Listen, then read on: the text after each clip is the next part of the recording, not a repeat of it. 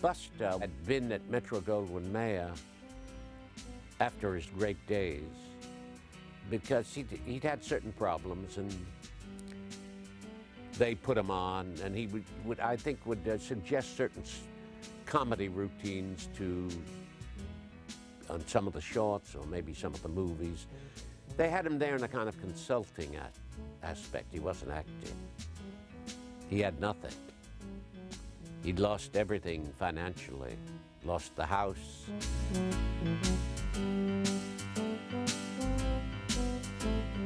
Dans notre profession, qu'y a-t-il de pire qu'un pseudo-producteur, arrogant et sans scrupules, concentrant toutes ses facultés à dissimuler son incompétence? En 1928, je commis la plus grande erreur de ma carrière en signant ce contrat avec la MGM. Joe était pourtant de bonne foi en m'envoyant travailler sous la coupe de son frère Nick, un des pontes de la métro. On choisit ses amis, on ne choisit pas sa famille. Je travaillais depuis plus de 10 ans avec mon beau-frère, le producteur Joseph Skink, et l'expérience m'avait prouvé que je pouvais avoir confiance en lui. Mais Joe venait d'être appelé à la direction des artistes associés. « Je n'aurai plus le temps de produire tes films, m'avait-il dit. Va voir mon frère Nick à la MGM. Tu travailleras avec lui comme tu as travaillé avec moi. Et confiance, il n'y aura pas de problème. » Ouais, j'ai eu confiance. Il n'y eut que des problèmes.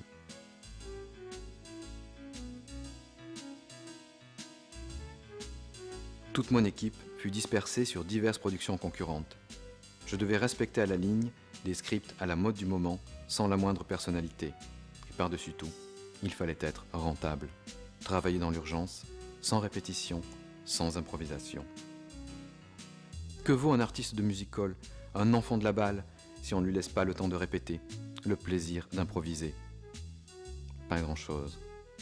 C'est précisément ce que je devins sous la coupe de Nick Skink.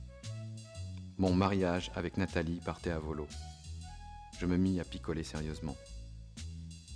Un long cauchemar de 20 ans commençait.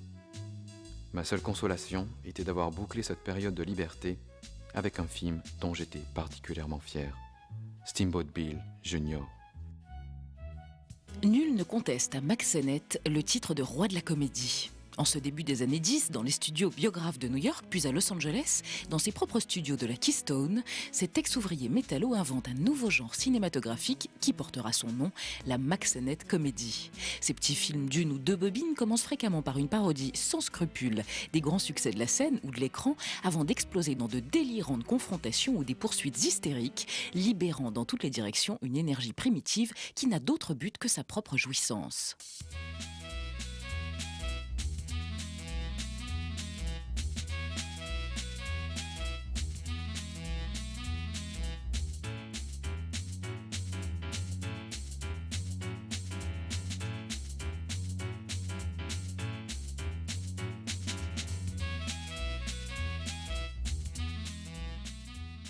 Parmi les poulains de Mack Sennett, on découvre en décembre 1913 un jeune comique anglais du nom de Charles Spencer Chaplin.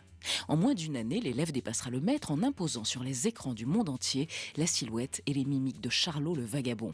Chez Sennett, Charlot arbore les couleurs de l'écurie. Agressif et sans scrupule, l'animal ne fait rien pour forcer la sympathie du public. Gagnant en finesse autant qu'en maturité, Chaplin, devenu indépendant, transcendra avec génie son personnage de trublion cynique et bagarreur. Charlot devient l'icône absolue de la tendresse humaine, bousculée par la misère du monde.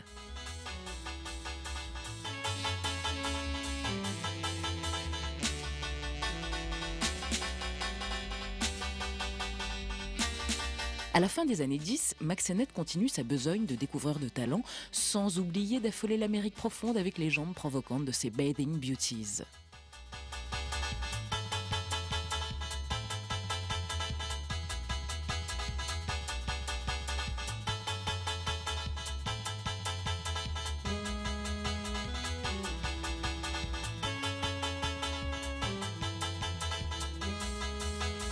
Malgré cela, Chaplin ne se compte qu'un seul rival à Hollywood, le séduisant Harold Lloyd, idole des jeunes filles et des belles-mères. Ce bon garçon doit sa carrière au talent du réalisateur-producteur Hal Roach, le seul concurrent sérieux de Sennett. Chaplin s'était attiré les faveurs du public en se référant à cette véritable misère qui fut la compagne de son enfance. Harold Lloyd, lui, prend le contre-pied du vagabond en incarnant un jeune homme impeccable issu de la meilleure société ou à tout le moins rêvant de s'y intégrer sans heurts. C'est dans l'ombre de ces deux géants, Chaplin et Lloyd, que le jeune Buster Keaton est confronté au défi de faire exister son propre personnage. Et contre toute attente, il y parviendra avec éclat.